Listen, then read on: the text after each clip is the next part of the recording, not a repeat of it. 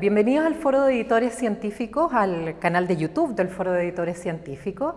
Yo soy Carolina Gainza, soy académica de la Universidad Diego Portales, de la Escuela de Literatura y también parte de la directiva de la Asociación de Investigadores en Artes y Humanidades. Y hoy día estamos con Carolina Torrealba, subsecretaria del Ministerio de Ciencia, Tecnología, Conocimiento e Innovación. ¿Cómo ha sido este proceso, estos primeros meses del Ministerio? Primero que nada, muchas gracias por la invitación a conversar. La verdad es un placer y cada vez se hace más necesario tener espacios para poder comunicar a la comunidad lo que estamos haciendo. Estos meses han sido muy intensos, muy desafiantes.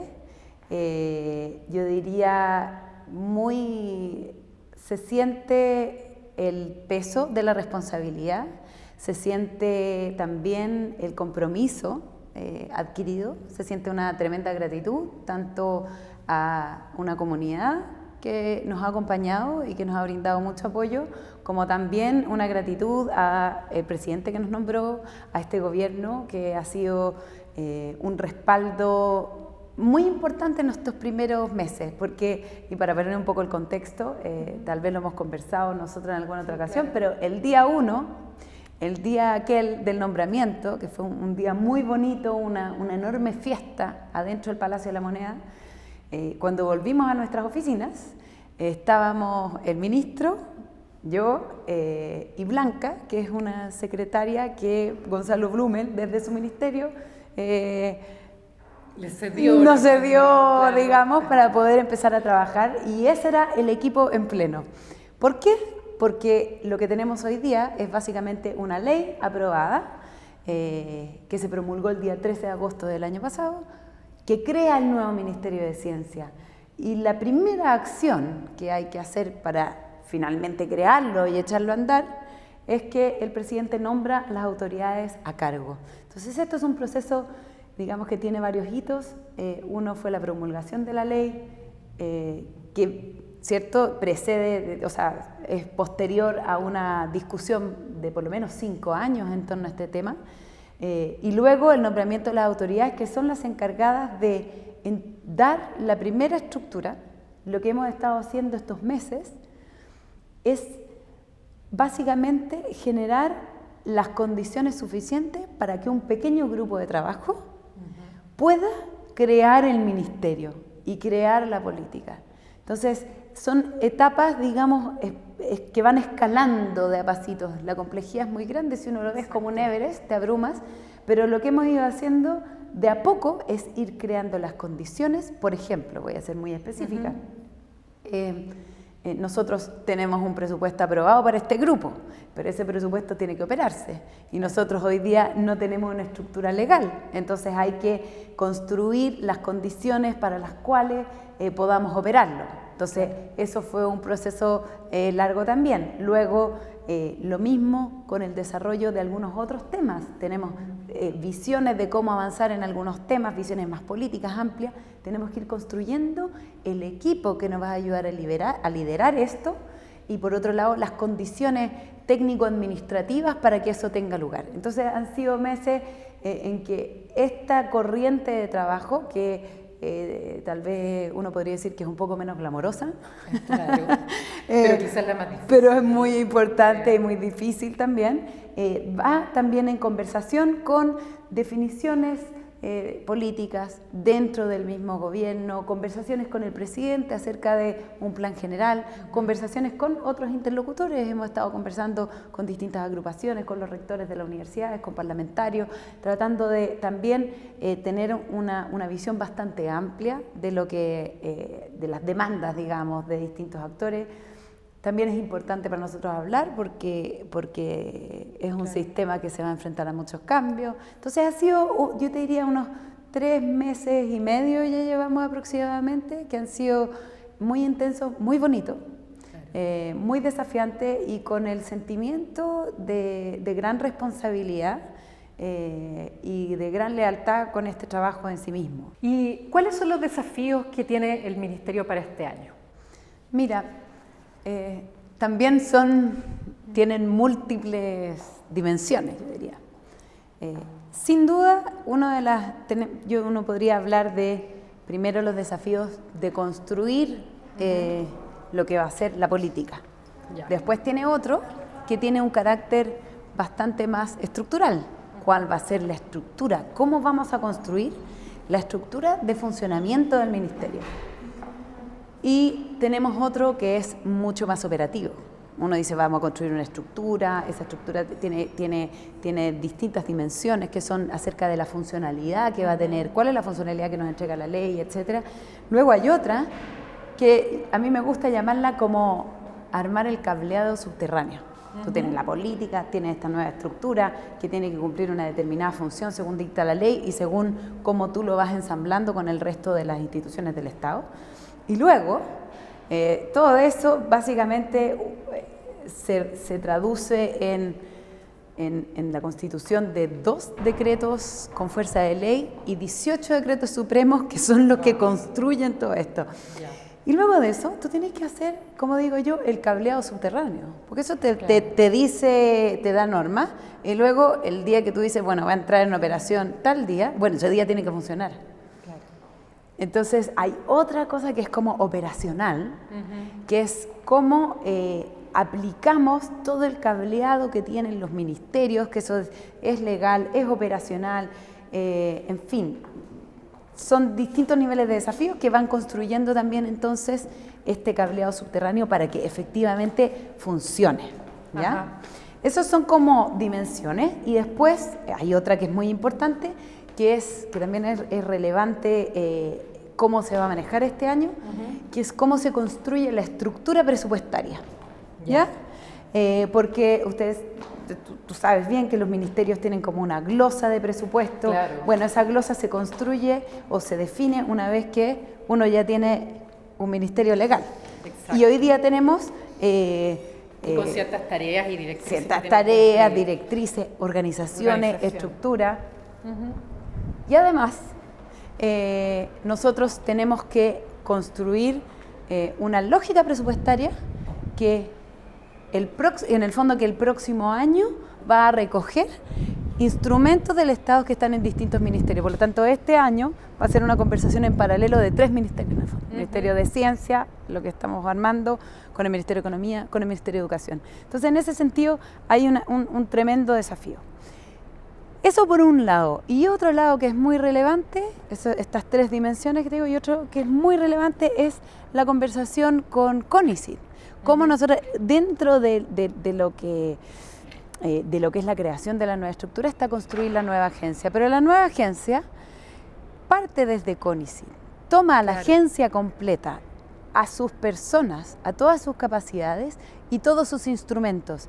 A partir de ello, más Milenio, más otros programas de Corfo, se crea una nueva agencia. Entonces el desafío es que necesitamos crear una nueva agencia, ¿cierto? Usando las capacidades actuales, claro. Que no es lo mismo que simplemente traspasar CONICYT. No, claro, digo simplemente, exacto. No es tan simple, pero de todas maneras, ahí nuestra visión efectivamente, y eso no es algo que ocurre de un día para otro, uno tiene que hacer un plan, y básicamente ese plan tiene que decir, identificar en qué queremos que sea distinta esta agencia. Y eso es un trabajo de gestión que tenemos que definirlo y que va a durar no solamente los años que nos van a quedar a nosotros como autoridades, exacto. Sino que tiene que tener una proyección a futuro. Pero queremos partir identificando claramente cuáles son esas áreas y de qué manera queremos que esa agencia sea nueva. Y ese es un trabajo en conversación y colaborativo, no solamente con la comunidad científica, sino que también, que son los usuarios del sistema, sino que también con la nueva agencia. Claro. Esto es lo que te digo, que acabo de decir, es un panorama general de las acciones. Pero realmente el rol tal vez más relevante, en el cual no es necesariamente una función del ministerio en sí, sino que el ministerio tiene que ser una caja de resonancia de toda la sociedad, es en poder darle relevancia al conocimiento científico, al conocimiento en su dimensión más amplia y cómo éste puede redundar en bienestar para la población. Entonces, tenemos una función estructural que puede llegar a cosas muy técnicas presupuestarias. Tenemos una conversación con nuestra sociedad, ¿cierto? Con nuestra comunidad, que son, uno diría, nuestros usuarios, con quienes desde el Estado contribuyen en esa misión para construir esta estructura y por otro lado, misión general de este gobierno, de los que vengan adelante, de nuestra comunidad científica y en ese sentido nuevamente ser una caja de resonancia para que la sociedad pueda percibir, por un lado, percibir y recibir los beneficios de la investigación. Exacto. ¿Por qué queremos un Ministerio de Ciencia? ¿Para solamente fortalecer el sistema científico? ¿O por qué queremos fortalecer el sistema científico? ¿Qué músculo queremos darle al Ministerio? El Ministerio debe tener la función de que los beneficios de la investigación lleguen lo más posible, lo más extendido a toda la población. Y eso es un tremendo desafío que no va a estar en manos de nosotros. Por supuesto, es un trabajo enorme que requiere, digamos, años de trabajo para poder, como dices tú, que se perciba y se reciban los resultados de investigación, que finalmente es lo que determina la valoración de la investigación en el desarrollo del país en sus distintas dimensiones, digamos. Te quería preguntar sobre el tema de la participación de la comunidad de investigadores e investigadoras. ¿Cómo lo ves tú? O más bien la pregunta es, ¿qué es lo que necesitan ustedes de nosotros en este momento? Bueno, es un aspecto fundamental. Creo que en lo que te decía previamente, cómo uno visualiza al ministerio, no como el ejecutor o quien va a dictar las soluciones de lo que la sociedad necesita, sino que efectivamente como quien va a dictar una política, pero siendo una caja de resonancia desde la comunidad hacia el país. Creo que esto es fundamental en el sentido de que las políticas, lo que nosotros estamos definiendo es hoy día una estructura que pueda dar cabida a esa conversación para materializarse en una política concreta de apoyo o definitivamente de instrumentos. ¿Cómo se empalma este tremendo desafío con la conversación con la comunidad? Nosotros, como hemos partido hoy día, han sido básicamente escuchando. Hoy día hemos invitado a distintos actores al ministerio, nos hemos sentado con diversas agrupaciones, con universidades, con becarios, para escuchar sus problemas, para entender cuáles son los puntos de vista y poder tener una visión un poco general en cómo canalizar estas conversaciones. Y eso ha sido una primera etapa, yo diría, de estos primeros 3 meses. Y en esta segunda etapa, en que ya este panorama que te dije inicialmente está medianamente construido, digamos, es fundamental empezar a encontrar alianzas en temas específicos. Y yo creo que hay un tema que es de particular relevancia para lo que tú representas, que tiene que ver con los investigadores y investigadoras en el área de artes y humanidades, ciencias sociales. Todos sabemos que ahí hay un tremendo desafío, ¿cierto? Y tiene que ver, lo hemos dicho muchas veces, la investigación tiene que mirarse desde una perspectiva amplia y eso implica que los aportes desde distintas disciplinas deben ser considerados con la misma relevancia, independiente del nivel o área o nivel de desarrollo que tengan en el país. Entonces sabemos que la astronomía tiene un tremendo desarrollo básicamente por unas condiciones excepcionales que tiene este país y que han hecho que crezca de manera exponencial y los aportes hoy día de esa disciplina son realmente de primer nivel. Sin embargo, no por eso tenemos que olvidar cosas tan fundamentales como la filosofía, claro, o como otras disciplinas, o la historia, o la literatura, u otras que posiblemente están menos consideradas en el panorama actual. Claro. Entonces, esa granularidad es muy importante tenerla, yo diría, con 2 parámetros fundamentales. Uno, ¿qué piensan y cómo hacen su ejercicio quienes hoy día la desarrollan en el país? Y por otro lado, tener claro que para que nosotros seamos buenos acá, tenemos que tener estándares internacionales. Exacto. Entonces, ese es un balance que es muy relevante. No podemos ser condescendientes con nosotros mismos porque nos vamos a hacer un flaco favor, ¿cierto? Siempre tenemos que mantener la ambición de estándares internacionales. Eso es lo que hace que ha hecho que algunas disciplinas exploten, digamos, desde Chile. ¿Cómo empujamos algunas disciplinas tal vez que hoy día tienen menos representación en términos numéricos de investigadores para empujarlas hacia esos altos estándares internacionales? Claro. Entonces, en esa conversación, el diálogo con la comunidad es fundamental.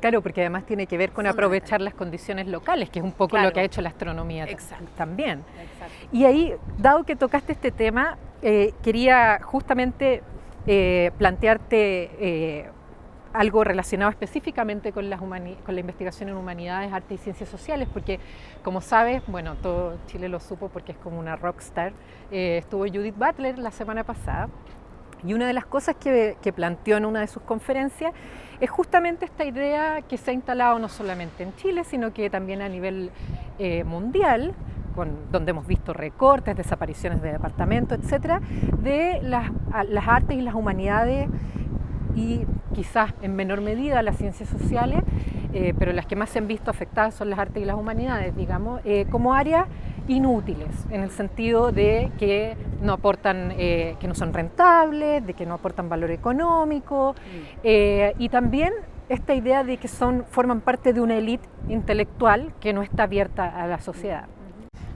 Yo creo que lo que tú acabas de mencionar es tal como lo planteas, es un desafío global, ¿cierto? De la cultura a nivel global. A mí me parece tremendamente relevante cómo poder posicionar cómo el pensamiento crítico y de una ya manera súper personal, ya casi lo digo, para mí está demasiado ligado precisamente a disciplinas como las que tú dices, ¿cierto? A la literatura, a la poesía misma, a la historia, la filosofía. Pero sociología. Tal vez la filosofía es lo que uno tiende más inmediatamente a decir, pero por ejemplo, en el caso de la historia, yo estuve involucrada en una investigación ciencia-historia durante 3 años y realmente me cambió la perspectiva. Y realmente, hoy día, en la posición que tengo, es fundamental para mi comprensión del sistema. El haber leído también temas de filosofía, de la ciencia, poder mirar tu disciplina desde una óptica diferente, te da un contexto que posiblemente es parte de las razones por las que también estoy en esta posición hoy día. ¿Ya? Tiene que ver con dejar de ver la disciplina solamente desde la técnica, sino tener una crítica y una autocrítica, ¿ya? Esa crítica mirada desde la manera constructiva del conocimiento, ¿no?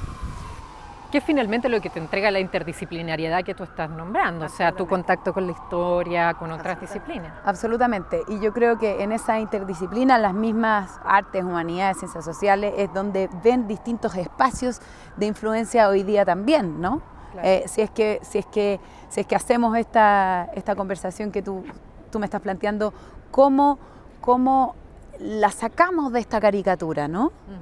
Mira, para ponerlo en un contexto global que a mí me pareció tremendamente interesante, esto es algo que de hecho nosotras dos hemos discutido previamente.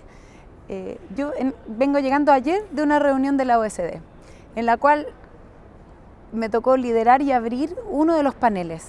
El panel que inauguraba esta reunión de ciencia y tecnología de la organización partía con una mirada acerca de cómo los países estaban afrontando sus políticas orientadas por misión, ¿ya? Estas han tenido un cambio, es decir, son como quien diría la fracción de política científica que es más orientada hacia un objetivo específico, predeterminado, digamos, por el Estado o por el gobierno, por quien sea. Y aquí hay algo muy interesante en cómo se cruzan las disciplinas. Transversalmente definen ¿qué ocurre hoy día? Antes definíamos desafíos más pequeños, más acotados. Ergo, las disciplinas tenían que interactuar menos con ellos. Hoy día, por ejemplo, desde el Ministerio de Economía, la División de Innovación, recapitulando lo que decía el Consejo Nacional de Innovación, se han definido 3 grandes desafíos, ¿ya? Que son envejecimiento, cambio climático, revolución tecnológica. Para abordar temas como esos, no basta una técnica, es imposible. No basta el concepto de innovación como tal. Ojo, estos tres grandes desafíos fueron liderados en un principio, hoy día estamos tomándolo de manera conjunta, ahora que ya existimos, por la división de innovación. ¿Qué significa eso? Que la innovación también tiene que ser redefinida. La innovación, tal vez en una visión de los últimos 10, 15 años, tenía una orientación muchísimo más clara hacia la productividad. Hoy día, por ejemplo, Suecia, que fue uno de los países liderando esta conversación, decía, la innovación tiene un cambio hacia un nombre que me gustó mucho, que no lo habíamos encontrado, que era una innovación transformacional. No necesariamente solo productiva, sino que transformacional. Y otro representante dijo, bueno, es que la visión es que en el futuro los desafíos, por ejemplo, el cambio climático, van a ser los mercados del futuro. Esta es una visión que definitivamente requiere desafíos que no están contenidos dentro de una disciplina particular. No necesitamos solo climatólogos. Claro. Para solucionar el cambio climático. Porque también tiene, o sea, por ejemplo, implica un cambio cultural súper importante. Pero brutalmente importante, claro. Entonces, aquí, y para ponerlo en un contexto más amplio, porque tú me dices cómo el ministerio va a enfrentar esto en el país, creo que lo que necesitamos hacer, y en ese sentido, bueno, las instancias internacionales son relevantes y las instancias de conversación interna también, es cómo nos vamos a subir a esta discusión que hoy día es tremendamente vigente en el mundo entero. Exacto. O sea, hoy día los países desarrollados están mirando cómo podemos reorientar, ojo, no solamente nuestra comunidad de investigadores e investigadoras, cómo reorientamos la empresa, cómo reorientamos el sistema de innovación, cómo reorientamos e incorporamos a la ciudadanía en grandes desafíos. Necesitamos que el conocimiento que estamos generando nos pueda ayudar a tener una mejor vejez, nos pueda ayudar a como población enfrentar los cambios demográficos, nos pueda ayudar a desafíos gigantescos como el cambio climático. Y en eso la monovisión ya no es distinto, es otro el mundo. Claro. Ahora quizás quería pasar a otro tema, que es lo que compete un poco al Foro de Editores. Yo sé que tú en la Fundación Ciencia y Vida trabajaste con una revista, también en edición de libros. Sí. Y te quería preguntar, en ese contexto, ¿cómo han pensado en el Ministerio, o no sé si es un tema que hayan abordado, el de la comunicación científica? Llamémosle mejor comunicación de la investigación, para que es lo que yo trato de hacer siempre. Sí. Entonces, la comunicación de la investigación, porque hoy día es una discusión muy contemporánea, digamos, actual de los últimos años, el tema del open access, del acceso abierto, lo cual ya ha generado, o sea, hay ciertos estándares, hay ciertos lugares en el mundo, por ejemplo en Estados Unidos o en Europa, donde se están implementando políticas. En Estados Unidos me parece que ya las investigaciones financiadas con fondos públicos deben ser de acceso abierto. En Europa es algo que se supone que debería ocurrir en el 2020. ¿Ese tema es algo que ustedes estén tomando en cuenta dentro de las políticas del Ministerio? Mira, es un tremendo tema. Lo estamos observando tal como tú defines. Hay países que son tremendas potencias de investigación que están empezando a tomar las primeras decisiones ya, digamos, no con mucha potencia, digamos. Vemos lo que pasó con este programa en la Unión Europea, ¿cierto? Que sí, claro. 11 agencias de distintos países pusieron su plazo el 2020, claro, ¿cierto? Para poder, claro, para poder finalmente avanzar en este tema. Y que sean básicamente lo que dicen es que todas las publicaciones que provengan de fondos públicos al 2020 van a tener que ser estar en acceso open abierto, access, estar en acceso abierto. Claro. En Estados Unidos no se han subido a eso, pero vemos el caso, por ejemplo, de la Universidad de California de San Francisco, que exacto, en su negociación con Elsevier dijo, ¿saben qué más? No más, no vamos a pagar este fee. El tema es tremendamente relevante, lo estamos observando y participando en esta discusión con mucho interés. Es complejo, porque lo que se está... tiene distintos matices esto. ¿Cómo eso afecta a la investigación, cierto? Exacto. ¿Cómo lo que uno dice de buenas a primeras es, por supuesto, queremos que toda la gente pueda acceder a esto de la manera más expedita posible? Después, por otro lado, tiene una segunda derivada, que tú dices, ¿cómo esto va a afectar o no a la transferencia?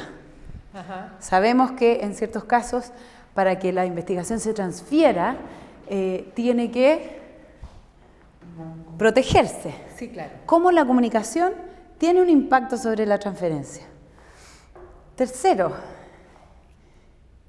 la publicación de la investigación en general y de la investigación también de alto impacto tiene costos. No es gratis, no es gratis. ¿Quién los asume?